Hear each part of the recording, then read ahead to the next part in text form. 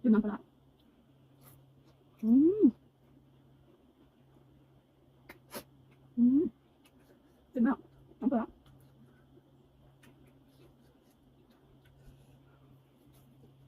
อืมมะเขือม่วงอืมจิ้มอืมอืม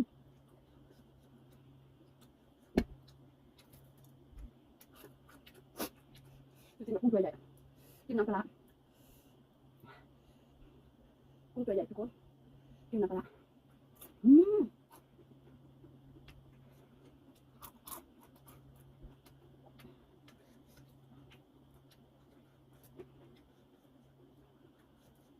มะเขือแก่แล้วเราจะกินอะไรบ้างคะ